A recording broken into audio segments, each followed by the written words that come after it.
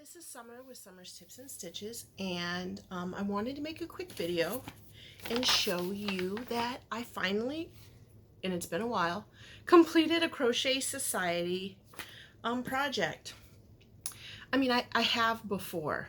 As I've said many a times, I made that little cat, I made this scarf, I made the fingerless gloves. So this one is box 12. I just got this box, and although I will tell you, when I went online, she called it something else. She called it a different number, and I can't remember what it was. So I started reading the pattern actually in the video, and here's the picture. I just thought it looked so pretty right there that I was like, I want to make that. So I started reading through the pattern, and I was like, I do not know what one of these stitches are in particular. RHTRF. So I was like, you know what? I'm going to use the tutorials. So along with these pattern books, Bella Coco on the Crochet Society Society website has a link that you click that says videos. There is a key code that is given to you in each of these boxes, and you can watch or do a tutorial. So I watched the tutorial and read the pattern and made this shawl. Now I wanted to talk a little bit about the pattern, the tutorial, the yarn.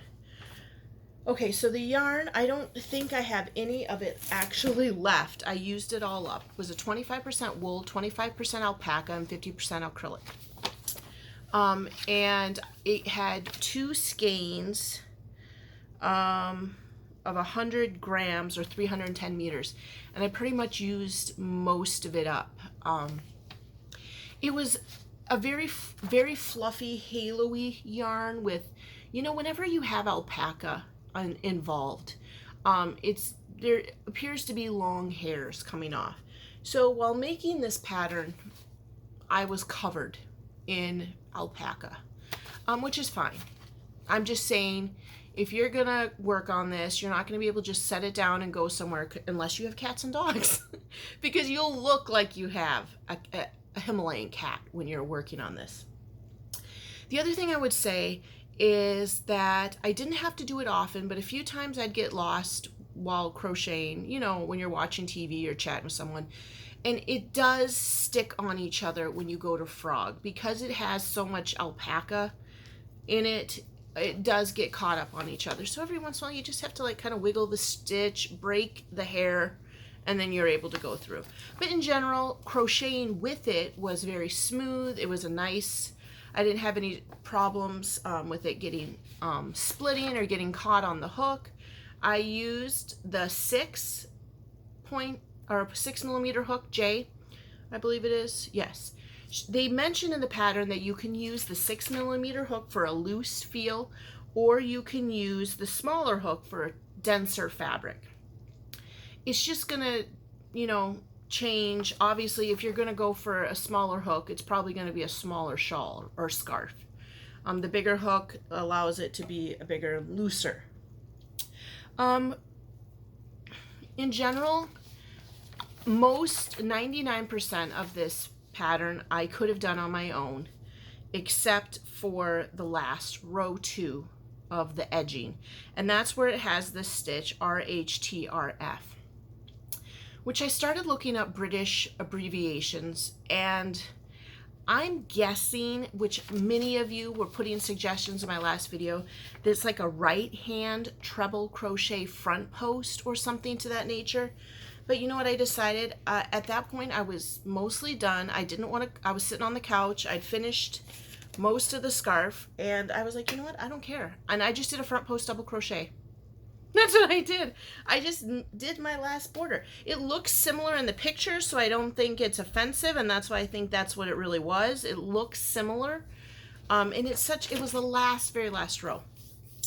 So I'll show you my scarf. I am a little bummed at where my colors fell, because if you look in the tip of this, it's more gray on the bottom, and the way when I pulled from my cakes, mine came out to be more pink and cream at the bottom.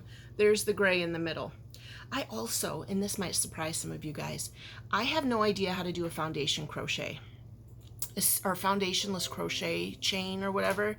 I watched Bella Coco's tutorial at the beginning, and I've watched other people's tutorials, but it's just too much. And so what I decided to do instead, especially because this yarn is so fuzzy, it was so hard to see the loops for the beginning, what do they call it? The foundationless crochet, chainless foundation. I did a extremely loose chain. In fact, I went up to a 6.5 and did a really loose chain, and then did a really loose single crochet. And then I went and used my hook because it says it has a wonderfully stretchy edge. So my guess is they wanted this foundationless crochet edge to be really loose. So I just made it really loose, and then I made the rest of the pattern. In general, this is a very simple pattern to make. And what I like about it is most shawlettes and scarves that I've seen lately are like rows of double crochet, chain one, double crochet cross stitches, you know, and it's just like the same thing over and over. And this is a really nice fan with a puff stitch. So I really liked it. And what I do like about it is it appears when you look at this fan, if you can see it there, this fan is actually created in 2 rows. You have a row of half double crochet, and then along the other side you do a row of single crochets.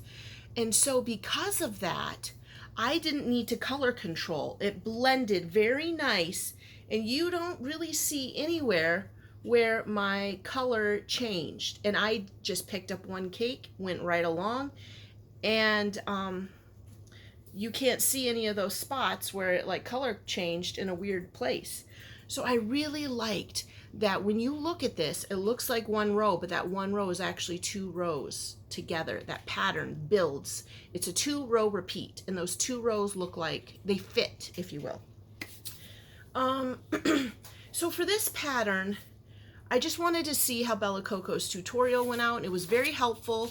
It went along like, now this is what I'm saying. It says box 12 on the box, but when you go online to look for the video, it did not have it labeled as box 12.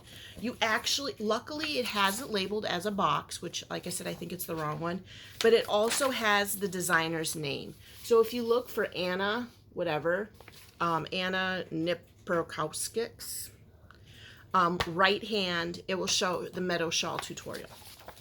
So yeah, I really enjoyed it. Now, this pattern went really quick. I started this pattern Monday night, I believe. I started this pattern Monday night. I worked for a little while. You start with the long edge when you make this. I probably got partway through the white. Then Tuesday, no, actually, I think I must have made it Tuesday, started Tuesday night. And then I got up and I went to school, and I worked for like 5 hours getting my classroom and stuff ready. Our school's kind of released their plan, and we're kind of doing like a hybrid option where we can do online or we can do in classroom.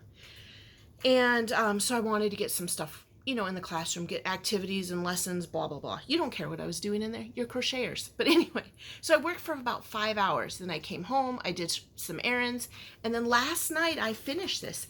I'm going to be honest, I think this shawl probably took no more than 4 or 5 hours to make.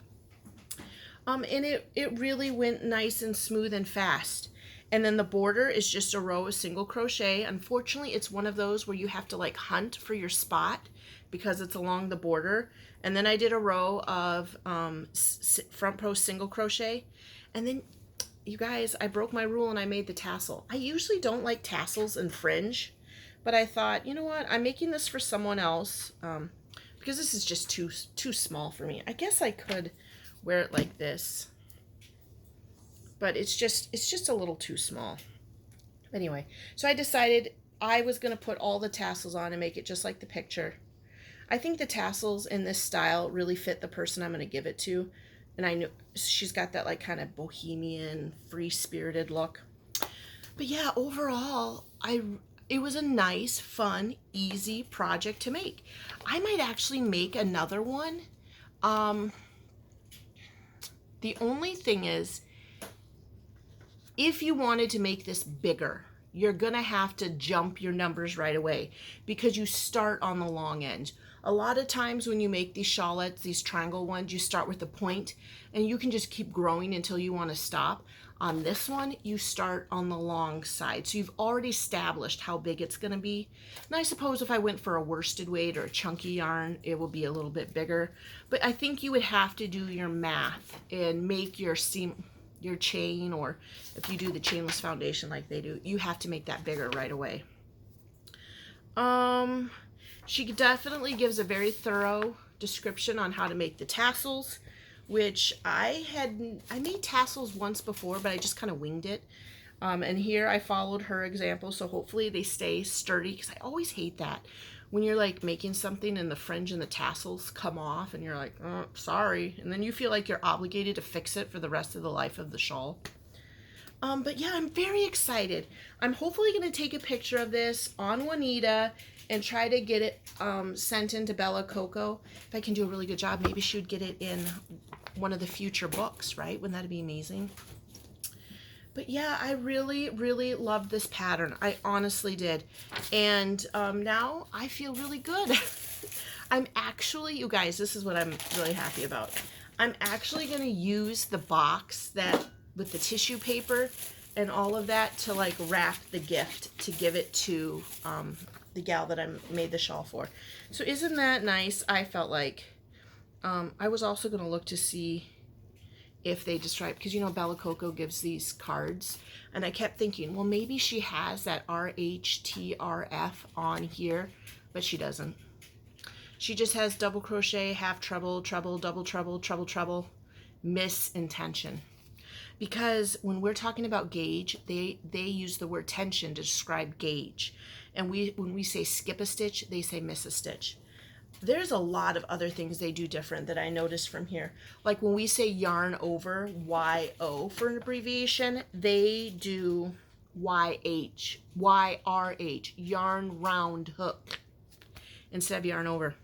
I was like, what the heck? But you know, we gotta have all these differences in our life, I guess. I don't know.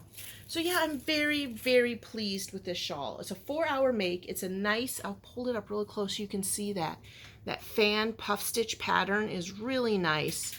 I think it just looks really modern versus all the double crochet stuff I usually make. Like my Adirondack wrap, almost all double crochet. And this I feel like looks really, really modern. I might make another one. I've got all these cakes over here, and a couple of them are the kinds that she mentions in this book. If you don't have access to this Bella Coco alpaca doohickey yarn, she gives a few examples in here, which is one thing, remember, I really like. Lion Brand Mandala, Stylecraft Batik Swirl, Serdar Snuggly, I don't know, Patter Cake DK, King Cole Curiosity, Sheepy's Whirligig, and it's a DK size. This yarn and this pattern is designed for a DK. Of course, you could use worsted. It's going to just be a little bigger. But I really like, and I have one of these kind of yarns. I, of course, have mandalas, as you know. But then I also got this. I'm going to stand up here for you guys.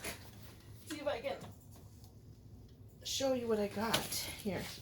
I got this yarn, and so I thought maybe I would try it with this. See how that goes. Okay, you guys, that is all I'm going to really say about this pattern. I got something going on my phone here. It was lovely. I really enjoyed making this. It's like my 3rd or 4th pattern box that I've completed, and you always feel good. It's like, yeah. It was, now, do I feel like this is like some kind of a $40 shawl? I guess it is. Well, maybe not, because I have those treats in there. I've got a hook, a stitch marker. Everybody confirmed in my last video that this is a pom-pom maker. And I got this little cup, so I guess that maybe this is like a $30 or a $20 shawl. So, if you have this box, give that pattern a crack. And if you're feeling a little confused because of the abbreviations, go on to Crochet Society, click on the top where it says videos, enter in your passcode that you get with this box, and Bella Coco will show you how to make it. All right, thanks for watching and subscribing. Thanks for liking and sharing my videos. And until the next video, happy crafting. Bye.